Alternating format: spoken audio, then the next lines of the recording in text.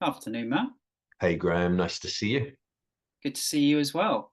Welcome, everyone, to Crazy in Love, the podcast where two therapists talk about everything to do with relationships. Matt, today we're talking about divorce. We've talked about divorce around the edges of some of our previous conversations, particularly around things like affairs and affairs leading to divorce. And we often tend to talk about it from the mindset of it's often better to work hard on the relationship that you're in rather than divorce. But today you wanted to pick up on a few other aspects of divorce, maybe some statistics, maybe a few different ways of thinking about divorce. Where are you coming at this conversation today? Where are you coming? Yeah, we wrote a blog for Psychology Today, as we often do.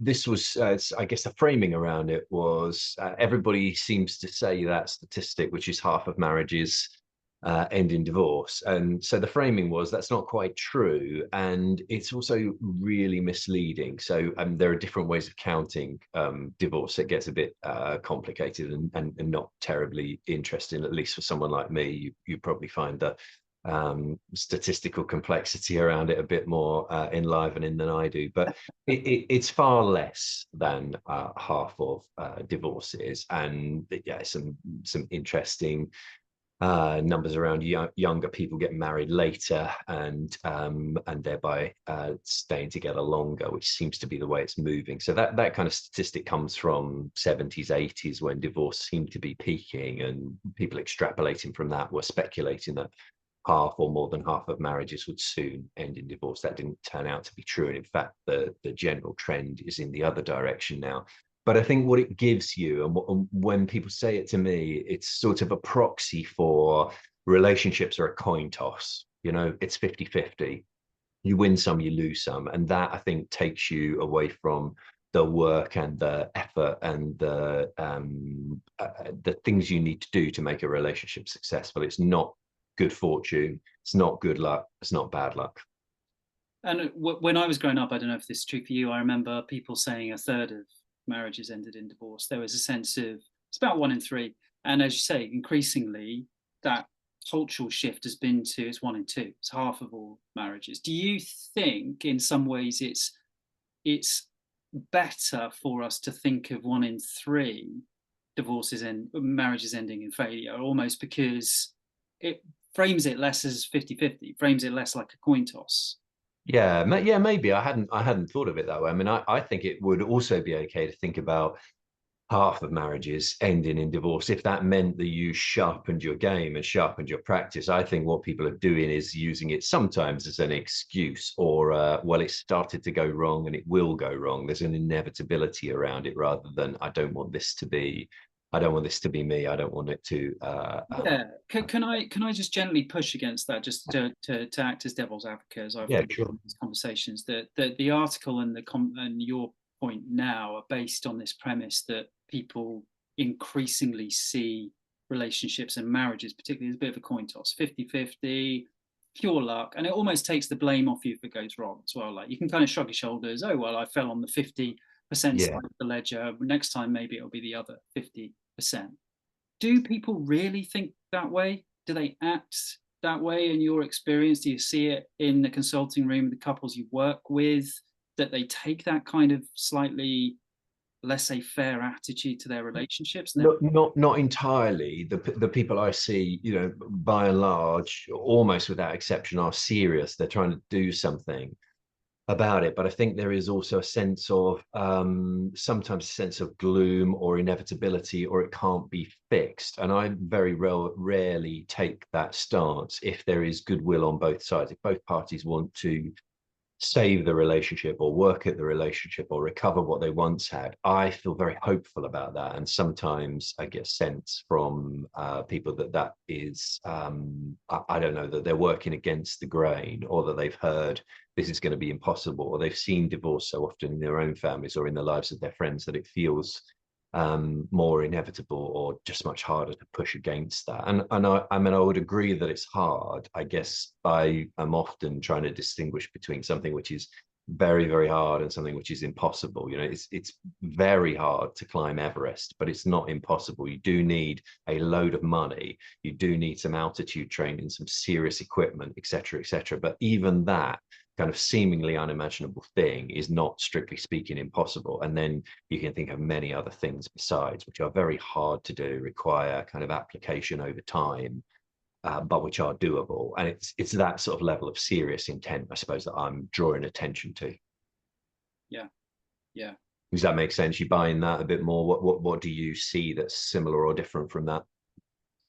What I resonate with in what you're saying is around the desire to work towards something. Yeah, That I definitely resonate with the idea that there's certain couples, certain relationships where they're resigned to the ending of the relationship from the moment that they walk into couples therapy, even, and that can be influenced by a wider cultural atmosphere of, I think, a range of different things. Maybe we can come to talk about this aspect of it, which is that divorce somehow is almost easy, or the easier option. And I think part of what we would argue is often that divorce is not the easier option. yeah, sure. It's a good point. Yeah, You yeah. might think that instead of climbing Everest, you can take the nice, easy, scenic route instead, but it's not a nice, easy, scenic route. It's bloody hard. Yeah, sure, and even more so when there are children involved, huh? Yeah, and there's just a need for ongoing communication, which I think is the thing that people want to bail on often. It's become impossible to talk to this person. They won't see reason, and I hate any of the discussions we now have to have, and I just want to check out. And the thing is, you won't really check out of those. There will always be discussions about, pickups, and there are 1,001 other things, aren't there? Yeah, and obviously it affects your relationship with those children as well. That Yeah. can Yeah, massively. absolutely. Yeah, yeah, yeah. And there's other things further down the track. Sometimes when I'm talking to guys, I am inviting them to consider how they'll feel when a new partner enters their children's lives, a new father figure, and maybe a good guy. I'm not thinking of a terrible guy who is in any way, shape, or form dangerous to them. I'm thinking the opposite. Somebody who actually gets to know them and loves them and is the person who has their arm around their shoulder when they're disappointed at the end of term or the end of a sports game or whatever it might be. Mm. That I think is a hard one to bear. It's not, it's not a reason for staying, and I would regard myself as somewhat ambivalent about that. I think that is absolutely for the couple to decide on, but I would just want them to bring in the more medium or long term consequences as well. As I can't deal with this person, they're doing my head in, which is sometimes what I hear. They want it to stop. I get that, but it's like, as you're pointing out, it doesn't stop, and it actually gets quite difficult. You're then negotiating with somebody without anywhere near as much skin in that game. Yeah, and even if it does stop, even in the cleanest of divorces, so to speak, you don't want to be leaving with resentment and kind of Sure. a lifelong negative view of that person that you're carrying for the rest of your life. Sure. Probably Yeah, yeah, even in divorce, it's probably worth working through some of that stuff yeah. to find some degree of humanity in the other person and see them as a three-dimensional figure again, rather than the two-dimensional idiot that you're trying to. Yeah. Yeah, it's wild, isn't it? I don't know if we say this in this current blog or in another, but it always surprises me that people are very willing to go to court and they want their day in court. They want their outcomes around their financial future and their arrangements with their children made by, some random in a wig who's probably 10, 20 years older than them, rather than negotiating it with a person that they once said they would love and cherish forever. That feels like such a place to get to, and generally not such a good place, I would, posit. So I am often encouraging people to try and talk about it either within therapy or more formally through a mediated process, rather than through the exchange of legal letters or, a day in court where somebody else divides the thing up for you. I guess we should also say, just while you're gathering your thoughts, Graham, we should probably also say this isn't really about marriage and divorce. It's about separation more generally. So increasingly couples don't marry, and those cohabiting in the article we say make up something like nearly a quarter of the couples in the UK at the best estimate. They're on the increase. I think that's worth land, and increasingly children are born outside of marriage. And there was some research in the article that we quote from, which shows that by the time a child turns 5, more than 1 in 4 cohabiting couples have split.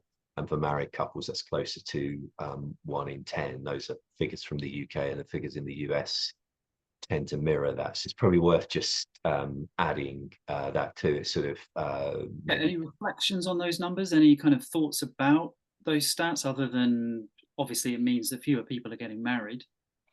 I guess for me, it means there's a lot of breakup, and the reason for, I guess, referencing children born in those circumstances is not a moral point. It's more a, this is happening and there's a lot of it, and we often don't set out with those intentions. So the wedding is often very fabulous or very thoughtful, isn't it? We've written our own vows, but in a situation where we don't get together in terms of marriage, we've often thought very seriously about it. People don't, these are not people who've fallen into an accidental or unwanted pregnancy. This is people who've had an intention to commit their life together and not yet got round to, or deciding for whatever reason marriage isn't right for them. But the reason again for bringing children into that is like, these are committed relationships. This isn't a situationship which is just drawn on. This is a serious endeavor. So there's a lot of breakup, there's a lot of separation around. And I suppose it's just, there's a lot of heartache around that. It hurts, and sometimes, not always, but sometimes it might be worth considering whether you want to think about working through that, and or if you end that relationship, what is genuinely different next time. Maybe you'll pick exactly the right partner, but maybe you'll import many of those habits and behaviors into the next relationship, and you might find that going wrong in a similar way. The stats that you quote in the article do imply, whether you mean to or not, that married couples tend to stay together through tough times to a greater degree than Yeah. And again, it's not a moral judgment, but is there an empirical one there? Is there anything that we're trying to say implicitly or otherwise around, like, if you're committed to each other, getting married is probably good for your outcomes? Yeah, I don't know. I'm wary of I'm wary of it, I'm definitely. wary of I'm saying trying that. to Is it leave you there just to criticize. causation correlation question, isn't it? Yeah. I think, and a sort of what comes what comes first. I suppose the thing I'd say, which ducks your question, is it's not always right to stay. So some of the people that you and I are seeing when their relationships are in trouble, when their marriages are in trouble, sticking with that, it's really unhappy. It has become a really uncaring, unjoyous place. They don't feel supported. They feel undermined. They've really turned on one another. Those marriages are hostile, and even the ones that are not hostile are sometimes loveless, and they're sexless. And staying married isn't always the win, is what we say in the article. I suppose it's worth just acknowledging that too. Yeah, definitely. Shall we turn our attention to the equivalent of kind of altitude training to climb Mount Everest? Yeah. The ways in which, if you're considering divorce, that what does the hard work involve to try and prevent breakup, separation, heartache? What sort of things would we be talking to the couples in front of us who are to some degree willing to work hard for their relationship? Otherwise they probably wouldn't be showing up at our doors. What would we say to them? Yeah, what do you think? Maybe I can just turn that back on you for an initial Yep. reflection, because I think you've got good ideas on this, and you might say something a little different from me and a little different than what's in the article. If I can maybe come in on the back of that. So I think I put them into two buckets, kind of. One bucket is a kind of fundamental difference of vision of the future, values. So things like, how much do we need to earn to live a good life? Should we have children? One of you wants to live abroad, the other one doesn't want to. How do you negotiate that? That can be trickier. The other one is more like you were talking about earlier. They're getting on each other's nerves. Somehow they've gone over a period of years from a place where they loved that little aspect of their partner's personality, and now they absolutely detest it, and it irritates them, gets under their skin. That feels in many ways more workable. That feels like it's about trying to shift away from everyday micro moment resentments to, can you just stop calling each other names? Can you stop using words like always and Yeah. can you try and find things that you like about that person? again, can you talk with each other with respect? Can you try and find some way of connecting romantically again? Things like that. The other one, the other bucket, the first one around kind of values and ways of seeing the future, I think often can be worked through. They really can be worked through with compromise, with conversations, with a sense of acceptance. You know, to be with this person without resentment, you're going to have to accept that you won't have children, for example, Yeah. which can be difficult. But Yeah. much Yeah. better to confront that issue, talk about it, move to a place of some degree of acceptance rather than resenting that person. Yeah. Essentially. Yeah. But No, very good. that makes sense. Yeah. Yeah. Absolutely. I'd agree with all of that. I think maybe the only thing I would build on from that is sometimes I'm slowing things down and trying to take a step back and maybe challenge some of the assumptions about what a relationship would look like Yeah, 2 years, good. 5 years, 10 years So down the line. Because the thing that you and I rehearse we a lot. come back to a lot, isn't it? Like our cultural expectations of what a good relationship look like are often Yeah, how unrealistic we are, isn't it? Fundamentally, like what we expect, and just because love looked like this once, and it took this shape, and it was full of excitement and intrigue, and we couldn't keep our hands off one another, that is very unusual further down the line. It's very unusual when you're in the rush hour of family life, for example, to be experiencing the same kind of sexual excitement and longing that you were experiencing at first. But we still seem to want to have that and think that it should be there. And wanting it, one thing, right? You know, rediscovering it in moments, lovely, but that it should be there all the time, I think is a bit pernicious. I think it's just it's a distortion. It isn't reality.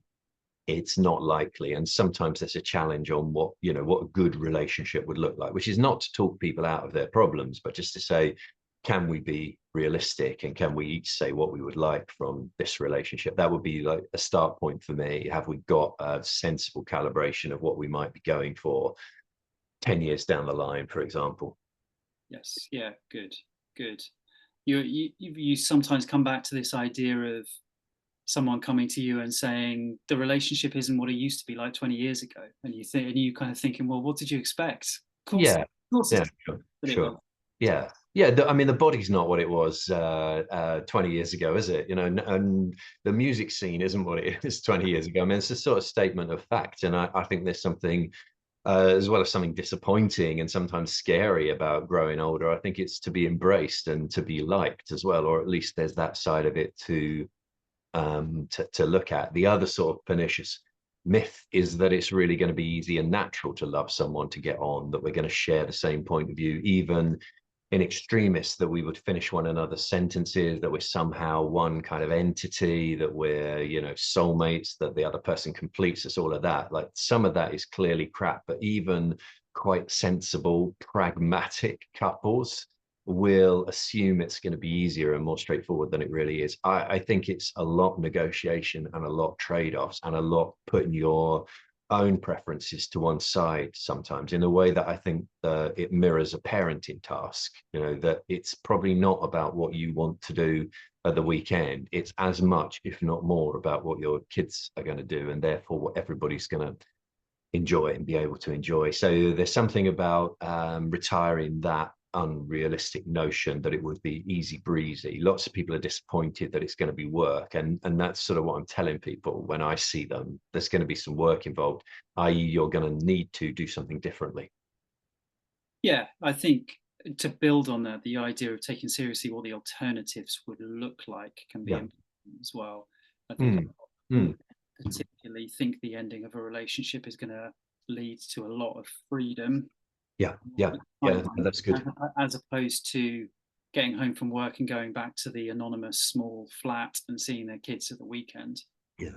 I think that the question kind of who do you think is out there who is going to be you're going to be able to raise 2, 3, 4 kids with in your mid to late 40s, who's also going to be sexually exciting, who's going to be earning enough money, who's going to be as funny as they used to be, all of the usual stuff. Like, where are you going to find that person? That person probably doesn't exist. And if they do, they're going to come with their own challenges as well that you might be back here in 5 years' time moaning about. The other thing that gives me, I agree with all of that. The other thing that gives me hope is when I see couples, talk to them, and we put maybe some of the arguments or recent exchange under the microscope, or we slow it down and watch it again in slow time, I can just see all the sort of mistakes, quote unquote, that they're making, and all the missed opportunities to show appreciation. The earliest moment where they were becoming irritated by something and they didn't speak up and just notice it, register it with the other person, and ask for something differently to be done, so that that one was compounded on by something that happened later, and then 2 hours later there was a thing, and then so, I don't know, and it seems to come out of nowhere. The argument comes out of nowhere, or the overreaction comes out of nowhere. But when you slow it down and track it back, it's very often possible to see that. And I do think of some of what I'm doing as skills based, which I think would be maybe different from other therapists. But I am thinking about it a bit like coaching tennis or something of that sort, where you would be looking at a number of things that need to be done well in order for the shot to clear the net with sufficient spin to hit towards the back of the court and kick up. If that's what you were going for. That maybe a small difference with something like Yeah. coaching tennis would be that with couples, you're almost looking to stop the negatives first. You're Mm, looking and say, like, yeah, you're calling each other names in a way that you wouldn't call a good friend. Like, what are you doing? very good. Yeah, agree. Again, don't use always and never. Like, Yeah, it's unlike, talk about the specifics rather than make it general. yeah. Things like that if you want something, ask for it. Don't sit on it. Don't lead with that resentment. That it's often about just eliminating those negatives, and then you're like, okay, now we can start the skills based work. Now we can move. Yeah, I agree. Yeah. No, that's a useful reframe of that, isn't it? I would agree. I'm always surprised by how rude and discourteous people are to one another in their relationship, that they seem to think it's their God-given right, and they would suffer all sorts of indignity at work, via their boss, sometimes colleagues and co-workers letting them down, important clients who can throw their weight around, and they would suck up all of that, but they wouldn't think of doing similar in the home. And I'm not saying like the game is you suck all that up, but you could step into that and just notice that with the other person, ask for something to be done differently. But you'll react differently at work than at home. If you're reacting differently at work than at home, I think it gives a bit of space for, I'm mostly talking to professional couples, to consider that they do have some agency over their reaction. It doesn't just follow on that if somebody slights you or does something inconsiderate, you unload on them or you give them a map. If you wouldn't do it at work, don't do it at home, is often the line. Yeah, and some people will push back on that view and say something along the lines of, like children acting out at home, like we should be allowed to act with our partners in ways that are less socially restrictive, right? At work, you're not allowed to act freely. You've got to like wind it in. Whereas I think both of us would say you're not really allowed to act like a toddler with your partner. Like if you do, you should be apologizing rather than seeing it as a sign that you feel safe with your partner. I agree. And I would say my kids are allowed to have whatever feelings they want, but they are not allowed to smash furniture in their room or throw the Xbox console or whatever else. I've replaced too many of those, Graham. They're not cheap, are they? No.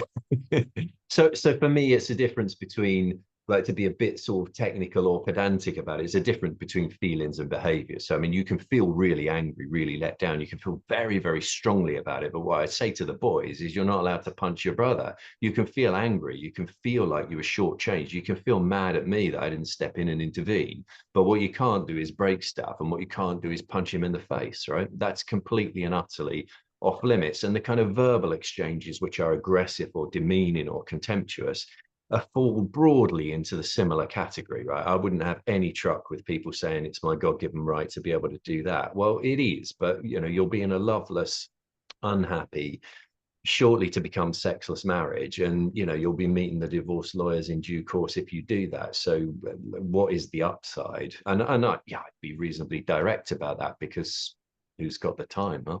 Yeah, good. I just thought on the tennis coaching example, that is a lot of what's going wrong. They're two sides of the same coin, aren't they? So the skills training, like transfer your weight forward, or make sure you're following through on that shot, and the racket face is sufficiently open, those things are your weight is transferred back, your grip is wrong if you're looking to impart spin. So I think that I do find that very profitable to see where it's going wrong, Mhm. as well as like, okay, let's try something different. I think that the bit where you're taking stuff away is really important, just to agree with what you're saying, but I do think it needs to be replaced with okay, this is what you need to do, because genuinely a lot of people, and I would be a bit stereotypical about this and say a lot of guys don't know what they're meant to say. So I'm sometimes giving them like, here's an idea for you, you don't have to use these words, you don't Yeah, even have to use I the think idea, that's but great. here's the template for talking to one another. Think about whether you're framing this as an adult, and think about whether it's being received by an adult. Don't frame it as a parent. Don't talk down. Don't frame it as a whiny child. Don't receive it as a whiny child. That kind of thing. Can you, in that moment where you're being spoken to, can you think about maybe acknowledging what's being said, even if you don't agree with it? Is there anything you can build on it? And if you want to challenge, you can absolutely do that, but you've got to acknowledge what's been said first before you get in. So just sort of simple tools Yep. and frameworks for people to hang on to. The classic is, usually in the stereotype, the guy kind of moving into a practical mindset instead of staying with the feeling, right? But when Right. you say to a guy in that situation in a couples therapy session, you're trying to be too helpful, step back, don't be helpful. Just then the question becomes, well, what do I do? And what I've spent my life being Yeah. told that I should be helpful in the situation. You're telling me not to be. What the bloody hell do I say and do? And I Yeah. think it is our role to guide and to give prompts and scripts and to Yeah. be a bit role play in that situation. Yeah, if it's welcome and if it's useful, and I Well, think quite on often that consent question, I don't yeah. know what your training was like, but mine was very hands off, and it wasn't really guiding in that way. And it's what 9 out of 10 individuals and couples ask me for. Okay, what can I do in this situation? And at first, I was a little bit reticent, I think, to give people anything that felt like a prescription. I wouldn't quite say I'm doing that now, but I'm like, you could try this. This tends to help. People in similar situations have benefited from this. If it works for them, great. If it doesn't, well, okay, we'll move on. We'll try and find something else, or maybe they'll work out how it works. I also think people will always adapt that as well. So I'm not so frightened about giving a framework which doesn't quite connect, which Yeah. they then adapt and use in a way that works for them. I think people are Got, easily capable of doing that. you've got lifetime feedback as well, haven't you? You've got a partner in front of you that can tell you immediately, is that going to be well received or is it not going to be well received? I Yeah. think in that way, couples work is so different to individual work for us as therapists, isn't it? That you do have someone who you can prove immediately, like, is this useful? Do you want to be spoken to in this way? How about this? What would that work? What would you like when you're feeling overwhelmed and upset and angry? Yeah, What it's would a great you, point. would Yeah. you like him to respond to you? The only other thing that I thought might be useful to say linked to that is I'm not surprised we're not that good at this. I don't think we're taught it. So lots of, as we've been discussing, the implication of the kind of breakdown of relationships, whether they're cohabiting or married relationships, is that lots of us haven't seen a great model of this done. Like we've seen a failed quote unquote relationship. And even the ones where people stick together, it's not always a brilliant example. Sometimes parents make a virtue of not arguing in front of the children. They don't see how to resolve conflict. So lots of us haven't seen this. Lots of us haven't taught this. It's not really a thing in schools. It's not really a thing you talk much to your mates about. So that we end up in this position and feeling a bit de-skilled and not knowing what to do is not such a big surprise. That was really the one point I wanted to make around why don't we find this easy? Why is it not instinctive? There's so many things in life that we only really find easy and instinctive because we've been doing it over and over and over, and you've forgotten you even know how to do it. So learning to drive is the obvious one, isn't it? You're all fingers and thumbs at first. It's clunky, you're stalling, you don't know what you're doing, you can't believe that half the world can do it so readily. And after a few years, and certainly now I've been driving for many years, you're not even thinking, you're having a conversation, aren't you? You're chatting away to the people in the car with you, or you're thinking about what you're going to do at your destination. It's in the muscle memory. So just to draw on that analogy, just maybe to breaking point, but let me go with it. When you're driving, you have moments of needing to concentrate. You've got moments where you approach a roundabout where all of a sudden the conversation runs dry because the driver is concentrating all of a sudden. And I think relationships do fit that template quite well, that if you learn the skills, 9 times out of 10, most of the day, you're just going to be able to kind of go through your life being respectful, apologizing when you screw up, all of the kind of usual foundations of a good relationship. But there will be moments where you've really got, even for us in our relationships, right? Trained therapists doing couples work for years, where we have to go, blimey, what just happened? What did I get wrong there? Like, slow things down, have a Yeah. good think. Oh, Do yeah, I'm constantly going, but I agree 100%. I think you described it nicely there. I think it is a good analogy. I'm not sure it does break down. I think it is similar in the way that you're outlining. And I am always thinking to myself, what would I tell a client now? What would I say? You know, what kind of conversation would I have in the consulting room when something is off? Or, you know, if I'm telling people to apologize for the things that they've done wrong, you know, if they've been too categorical or unfair or, you know, whatever it might be, then get in there with an apology. It might fall on stony ground, but it might not. Try it. yeah. That would sort of broadly be my approach. I'm not sure. Doesn't make it easy, right? I still find, for example, I still find apologizing quite difficult. Like, I know how to do a good apology, but I find the actual kind of act of doing it a Yeah, little bit awkward, a little bit piteous almost. I have sure. to kind of fight through that feeling to do it. Yeah. I think it's a daily No, practice, absolutely. isn't it? I don't think we say it in this article. It's probably somewhere else, but you're kind of getting over yourself. You know, Yeah, you're retiring yourself. It's like you're not maybe not that important. Maybe this thing isn't the, you know, hill to die on. But does it matter? Did you definitely put your keys there? Somebody definitely moved them. It's sometimes we are ridiculous, and some of it is coming back into touch with that for me in my life. Like, am I taking a far stronger stance than is necessary in this instance, or am I backing off something which actually I know is important to me? It's always a judgment. It's not just biting your lip or you know, retiring a preference. Sometimes it's like, no, this really matters. I think it's really important to me, and I don't think I'm going to be able to move on very successfully unless we've got resolution, or I want to continue to look for a trade-off in this area. This thing is one that matters. So I think that, you know, that calibration. I think that in some ways is more important for couples to learn. Maybe we can finish on this point. Yeah, Is that yes, some couples need to know when to bite their tongue and own their own shit.